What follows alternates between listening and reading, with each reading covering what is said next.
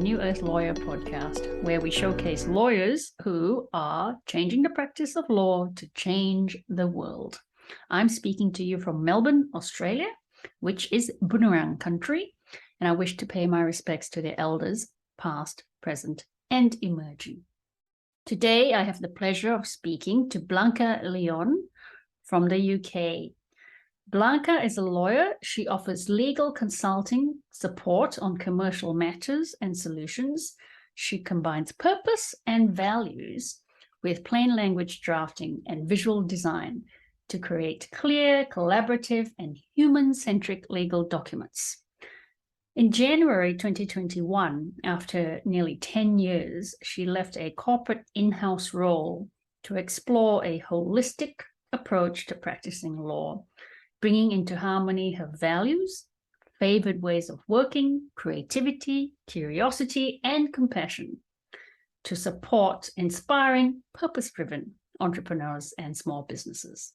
She also, in June of that year, was certified as a conscious contracts practitioner, and she's now working towards the conscious contracts teaching certification, which is how we met, because Blanca actually facilitated a conscious contracts course that I took late last year. So it's my pleasure to welcome you, Blanca, and I can't wait to hear what you have to tell our audience, particularly around vision and mission and values, which is something I've spoken about on this podcast before. So let's just jump right into it. Let's start with your vision and your mission and your values. Now, how did you settle on these? What do they mean to you? What are they?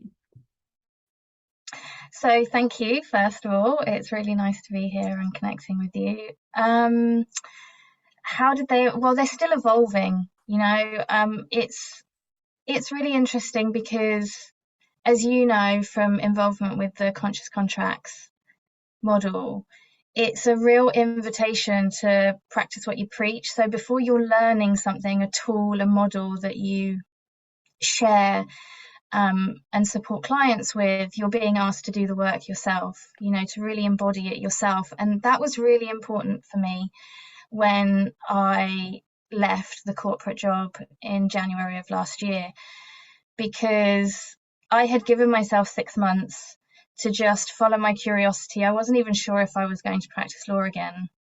And as synchronicity would have it, the Conscious Contract Certification course came up. There was one place left, which had my name on it clearly. And, again, I entered it with curiosity and just to see and to enjoy it, to experience it fully. And that's where I was invited to really think about my vision, mission and values. And it felt really clunky at first, and I found it like a really hard, challenging thing to really think about what is important to me, what do I want to embody in the world. But it's great. There's a book, I don't know if you've heard of it, it's called Women Who Run with the Wolves, and there's a passage in that I recently reread, and it says at the beginning, when you don't know what you're doing, when something's new, you imitate, and then you slowly start to weave in what your unique expression is. And so I did what I love doing, which is study and research, and I found different examples, and also work that I did, my personal spiritual work. There was a program that I participated in last year as well, which asked some really important questions. I wrote them down because I thought that they were important to share. Yeah, it's that twin path, it's like the inner and the outer, and it asks the questions: what do you most love in the world? What are your deepest gifts, and what are your most important responsibilities? So it's like this inner and outer experience. And so everything in my life was asking me to really dig deep and contemplate these. So out of that, there came one set And then out of the conscious contracts experience came another. And over the last year, they have started to really merge. And so I've had to remind myself to be really patient and not push, and allow it to keep evolving, and there's no end point, and that I give myself permission to continue to change it and refine it and pivot, and see what's working and what isn't, and what's no longer mine because I adopted it from someone else for the time being, and what's becoming more and more my own voice.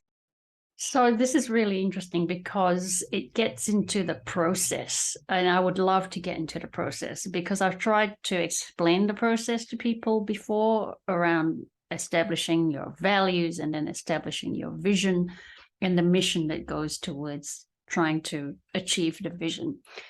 And it has been a very personal journey. Obviously, it is for everybody.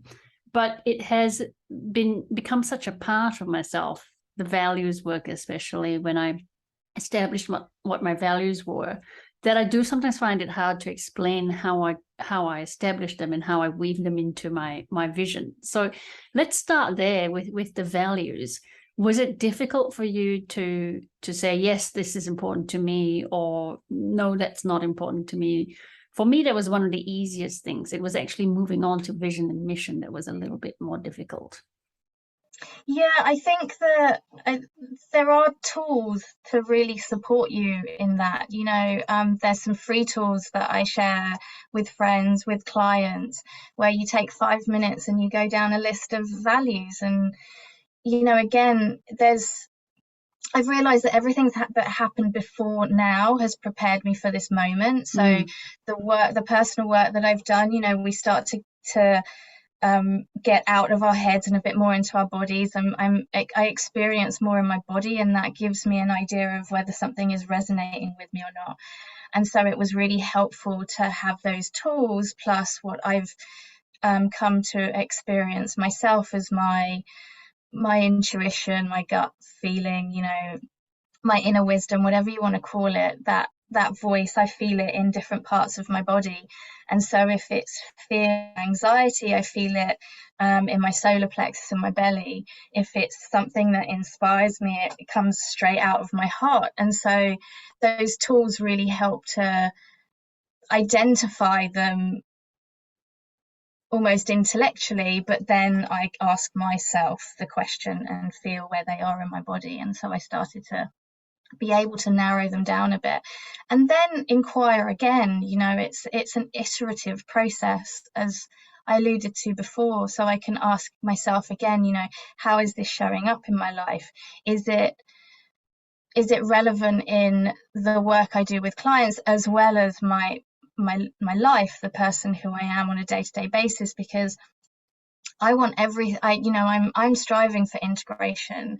I don't want these two separate parts of my life. And so if it doesn't really fit in one but does in the other, then that again is another question. What can I learn from that? Why might that be? And so those tools have helped. And I agree with you. I think the values part, with the structures and the frameworks that are in place already, was relatively easy. But then, like I've said, it's an ongoing process to keep seeing, am I living those? Are they really working in the work I do with clients, and how I live my life, my relationships? Because everything is about relationship, right? A relationship to self, to others, and the world. And then did you do the values work first, and then you went ahead to thinking about your vision and your mission? Did you have an idea of what that might be before you started the work? No. So it was I had a real journey. Yeah, I had a real block. So again, it was all of it is a spiritual journey. When I feel those blocks, and the resistance, it's like, okay, there's something here that's not yet healed. What can I learn from this? And so there was a lot of resistance around the more the mission than the vision. And the vision started quite big, and I've noticed over recent weeks even, because of more of the work that I'm doing with clients and just embodying more the work, that's becoming a lot clearer, and I'm sure it will continue to get clearer. But the mission itself, like I said, I left my job and I didn't know what I would be doing, and so the mission part, the actual what am I here to do, I just I I'll be honest, I blagged it for a while, and I just hoped that it would become clearer at some point, and as I do more, it becomes clearer. Actually, I do want to choose to work and call in clients that are purpose driven, that are trying to create new models, a new paradigm. I want to be part of their journey,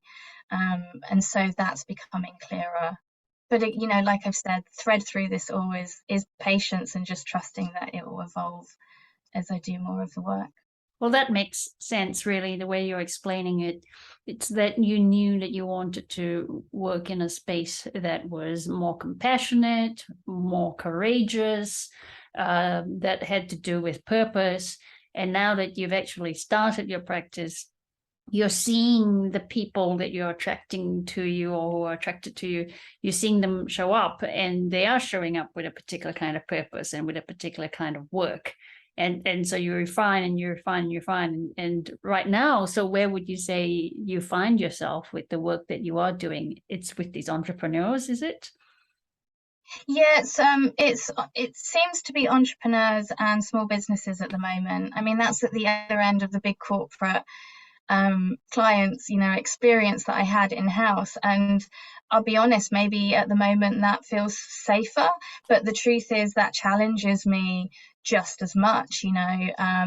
It's not the same type of work that I'm doing every day. Each client comes with its own project or business, different areas of law that I may not have had that much experience in, different ways of thinking, and really stepping into that curiosity, really being courageous, and just each time being curious and reminding myself whenever that voice of not enoughness comes in, reminding myself I have this experience, I have these tools, I am resourceful. And where I don't, then that's okay too, because I have a network, a community of very generous and smart and experienced people, and this growing community of people that are happy to share or exchange and help you along your way, or you build collaborations with other lawyers or professionals that can kind of support. So it's really shifting my my mindset on it to ensure that I just keep the channels open and trust that a client that comes to me, I take them a moment to contemplate whether we're in alignment and with the values, and if it's a project that I'm capable of working on and really want to work on, and then we go from there. And it has to be trust and curiosity. So let's go back now to before January 2021. So 2020, which was the first year of COVID. And maybe we might have to go back a bit further. But what was that experience like working in-house and preparing to take the leap? Yes, as you say, it goes further back than that, and the opportunity to speak to you has really got me reflecting now. It's a good amount of time since I left, and returning to those experiences, those feelings that I was having just before handing in my notice, and all the unknown, the uncertainty of it. But it does go back a bit further. I mean, I was actually with the company for 15 and a half years. I had a languages degree when I joined. I was doing an administrative role. I had no real idea of direction of my profession, my career. And then I ended up working in tenders and contracts for 6 years, and then got the opportunity to join the law department and retrain. So I trained in-house, and that was my lens, you know, my legal lens. And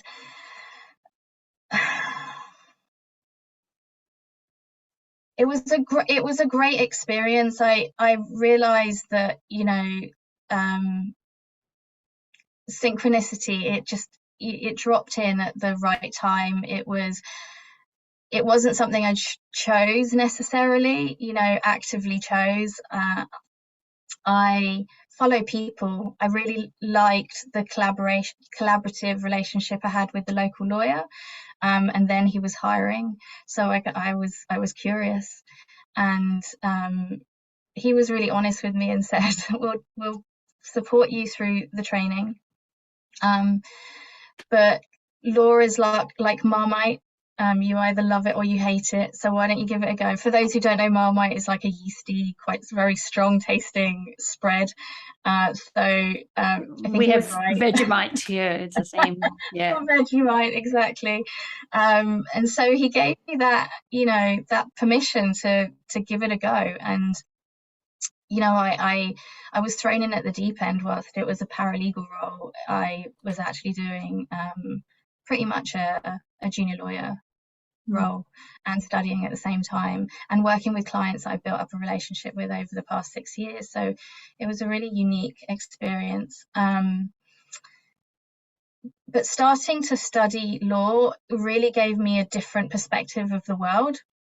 And so it started to open my eyes and to ask questions. And so outside of work, I was exploring, you know, the world and how it works, and its imbalances, along with the spiritual practice. And so these two worlds were, you know, going on at the same time. And then at some point, I felt that there was too much of a divide in the two, and there was this conflict, this inner conflict, and I wasn't sure I didn't know what the answer was. I didn't know what I was supposed to do next, but I felt that there was all these different parts of myself that I couldn't fit into this role or any other role that was available to me in-house. And I guess this is a reflection of our culture, right? It's very compartmentalist, reductionist, hyper-specialized. And so we can feel the pressure of being forced into these boxes. But I never felt like I fitted into any of the boxes, in the same way I was very unconventional with the way that I was training as a lawyer. Most of the lawyers around me had trained in a more conventional way and had a more conventional route to practice. And so, yeah, I sat with this for a really long time, and I tried to weave in my, you know, other parts of myself, my creativity, my mindfulness practice. I had opportunities to bring those into my work, but it was in addition to my legal work more often than not. And so 2020 happened, and for the first time there was this geographical space between me and my place of work. And it's that pause, that space, that I think really invited people to think, what is this? What am I here for? You know, suddenly my daily life is completely different, and I have these different spaces to do with whatever I want. And so I was able to really contemplate a bit more. And like I said, I didn't know what was next, but I knew that the inner conflict was growing and growing.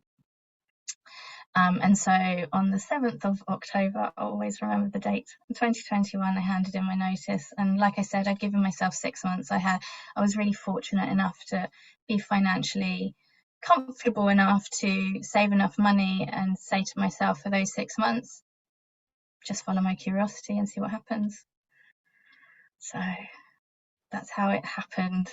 And so you handed in your notice and January came around and you had this blank slate. So that's when you started to bring about, to really manifest your practice, I suppose, 2021.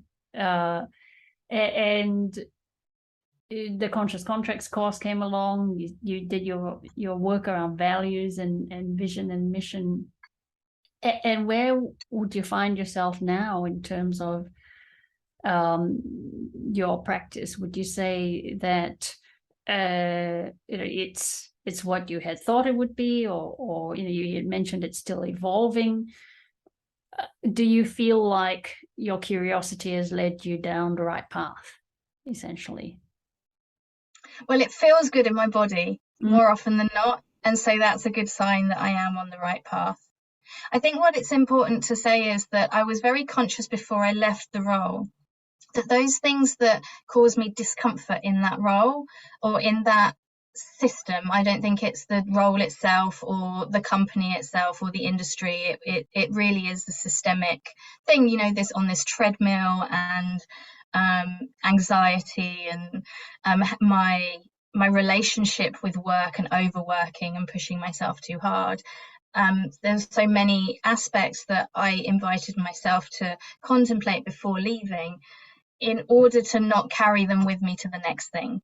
Right. So whether it was a new role, a new career, which I, in inverted commas, because that word doesn't really resonate with me, but whatever I took on next, I wanted to make sure that I was very conscious of those things, and I invited more inquiry and maybe some healing around them in order that I didn't carry them to the next thing. So actually what happened was that space, that pause, was really about resting. My body was exhausted. I was very I was very focused on the legacy that I wanted to leave behind. It was a company that I'd been at for a really long time. I loved the people I worked with, and the clients and the projects that I'd worked on. I was always trying to improve and create and develop processes and programs and training and so on. And so I was exhausted afterwards. So I think what is always important for me, and I hope that I continue to do it, is to keep asking myself and keep creating opportunities to stop, pause, and reflect. Really listen, deeply listen. What, is this serving me? Am I still practicing old patterns that no longer serve me? I can feel when I'm pushing and I'm trying to fix something or find the solution and force it to be something rather than allowing it to evolve and unfold. And so that's as much of the work as the actual bringing myself to creating a business, really. And that comes with all of its challenges and learnings as well. So just on that point, that creation of a business, which I actually find fascinating, the creation of an enterprise is a creative endeavor itself. Just like the creation of a life or a livelihood is an act of creation in itself, and it can be fun, just like creating a piece of art can be fun, or it can be you can get stuck trying to create it. It is very much like the creative process when it comes to art, which we're more used to thinking about in creative terms. Lives and businesses and careers. I know you don't like that word, but same thing. You create towards that. So the practice that you are creating, what does that look like? What did you, through all your experiences and the journey that you've been on and the reflections you've had, what have you changed about the way you approach your clients?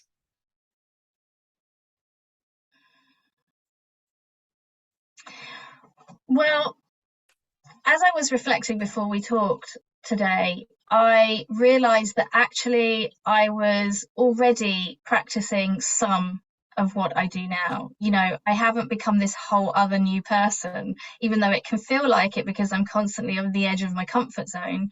You know, so much of it feels new. But I already had, having worked in-house, having ongoing clients, building that relationship, being a trusted business partner. I love connection, community, and, you know, holding space for people, whether it was outside of the corporate environment, with mindfulness. I was training as a sound healer as well. You know, co-hosted retreats and so on. It was about that holding space, and for being inquisitive and taking that, you know, taking that zoom out and understanding how whatever it was that the client wanted to do, how did it fit in to where we are, legal or non-legal, commercial, whatever. And so I'm grateful for everything that's come before, because that I can do. You know, it feels like there's this integration of, it's bringing my wholeness to how I serve my clients. I can use the tools and the knowledge and the experience that I cultivated in-house, and I can bring how I've held spaces, whether it's been for mindfulness, healing, or creative spaces outside of the corporate environment, and hold clients like that. I love that exploration, inviting them to that inner inquiry, getting quiet and really asking themselves those deeper questions of what's important to them, you know, what are they here to achieve, and even helping them set healthy boundaries, you know, because so many people in businesses or in service give so much of themselves that they often forget to set healthy boundaries for themselves or their business. And so I love the process of being able to hold the mirror up for them and help them navigate that space to get really clear on their vision, mission, and values, and then start to weave it into their legal documents, and whatever else it is that I'm supporting them with. And do they realize that they're dealing with a different kind of lawyer when you do this, or do they just go, what are you talking about? Do they come to you being prepared, or do you lead them gently down the path? I think what I've noticed is because I took the decision to be so expressive about my vision, mission, and values, and very intentional about the language I use on my LinkedIn profile. I think it's hard not to see that I'm outside of the box, and that wasn't intentional. I asked myself, if I have committed to myself to sharing my truth with courage and compassion, am I going to be courageous enough to put it all out there? And that's what attracts the kind of clients that I am working with. It's some part of it resonates with them. You know, how often do you see someone talking about their vision of a world where we lead from love, intentionality, and deep curiosity? And yeah, again, I talk about, you know, diving into and really leaning into our innate creativity as humans and our collaborative nature, and having reverence for the, you know, the natural world. And so it's kind of all out there. They get an idea that the type of, you know, the flavor of my being already. But yes, I give them an example of what it is that we're going to do, and they seem so open. But, you know, I think it's not as out of the box as it was. I think more and more people are embracing that sort of a holistic way of looking at the world. And people are intentionally going and starting businesses that are creating more of an impact and are more purpose-driven. So that kind of language probably resonates with more and more people. I think as lawyers, we tend to think that it is really out there.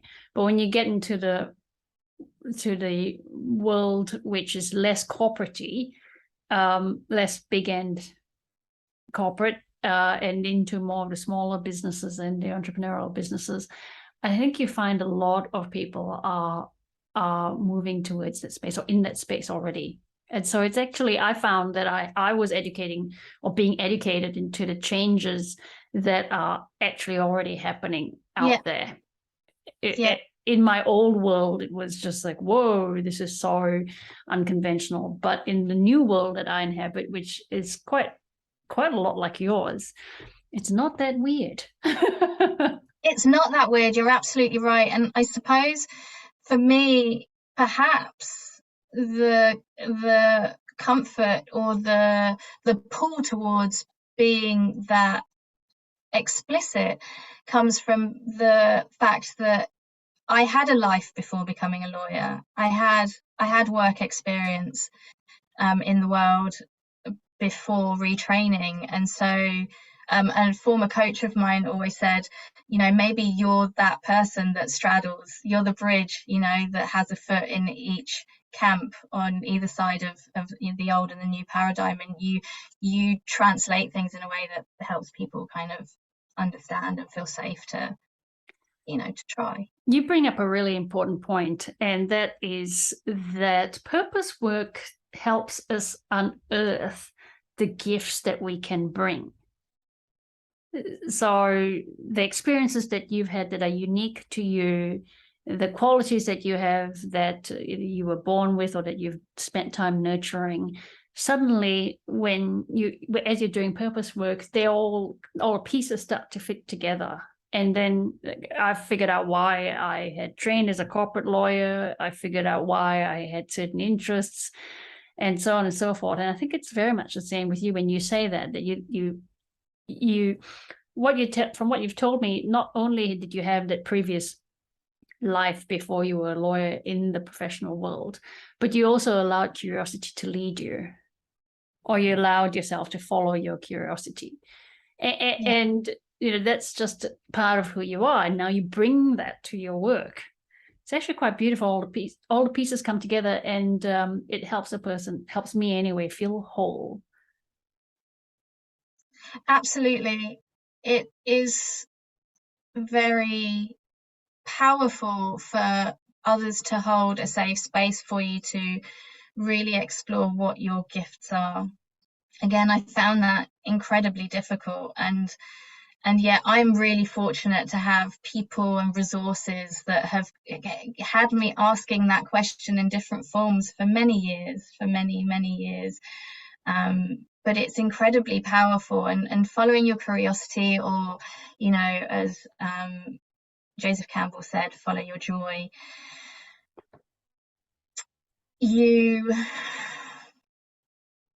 For me, I start to feel what actually feels right. I was honest with you just before the podcast. I get really nervous before speaking, before, teaching or holding space.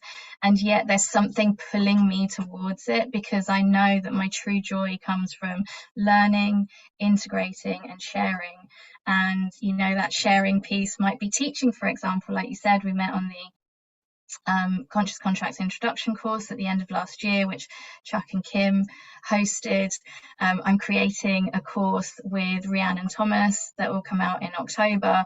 And so these things that I'm uncomfortable with, I'm being asked to heal those, to hold them gently, but to keep following the joy, the curiosity, because that's where my body lights up, And hearing you talk about your journey, as unique as it is, I think that there would be learnings for others, just as we started talking about how we look to others, when we first start doing our values work and our purpose-driven work, we look to other examples, and then that helps us decide and determine what's truly ours, comes from inside. So someone starting on a journey might look at your example and think that there are things in what you've done that would resonate with them and that would help them find what is unique to them. So what learnings or lessons do you think you might be able to impart to someone who is also thinking, I want to really do purpose-driven legal type work? Oh, there's so much. I would first say that, whilst elements of my journey might resonate with people, that maybe jumping ship isn't the answer for you. And I remember years ago a spiritual teacher saying, even if you're ready, you know that you want to leave a job, but you are not yet ready for financial or other reasons, still give all of yourself to where you're at and your relationships there, and to try and weave in what you can, because it was such a training ground for me. I was given permission in my previous corporate community to try things out, to follow my curiosity within the confines of the role and the law department and the organization and so on. And so I can see that all of that was preparation. So that's one piece of advice I would give. Also, it can be very tough on the nervous system to be trying new things all the time. So constantly ask yourself, what conditions do I need to create to support myself in this next chapter, in this next emergence of me, and be prepared to ask for help, because we don't have to do it alone. And as you'll know from your spiritual journey, there's always people further ahead that can kind of support you. And then in turn, there's always someone further down the path that you can also support and hold in that journey. So yeah, it's really asking yourself what would support you. And so for me, it was, even when I was still in corporate, is finding things that really inspired me just in the moment, to stay in the moment and stay connected to the feeling of what I wanted to move towards. I didn't know what it was.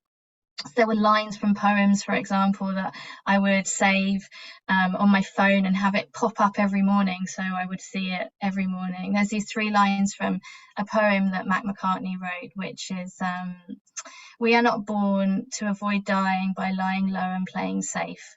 We are born to live. We are born to leave the garden more beautiful than we found it.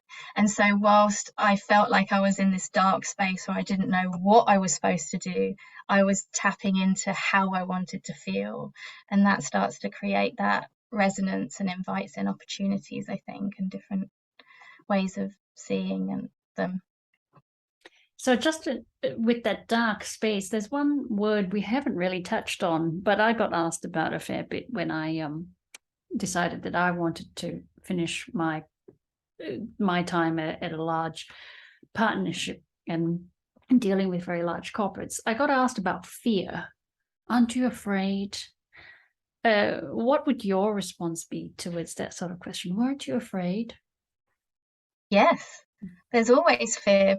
It's part of life, and I think that's what's so powerful about values-based work, the conscious contracts model as well. It really uses fear or conflict to help people ask the question, what information is this giving me?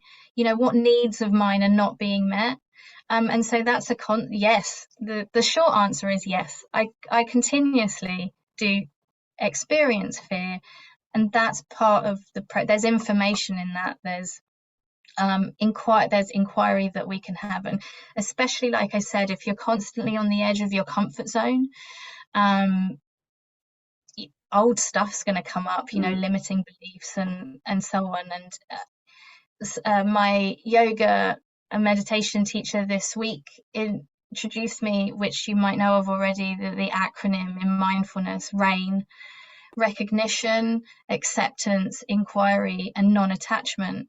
And things like that support you. They're these little tools to help you get back into the moment, to take a deep breath, to remember that we don't have to boil the ocean. We can take baby steps.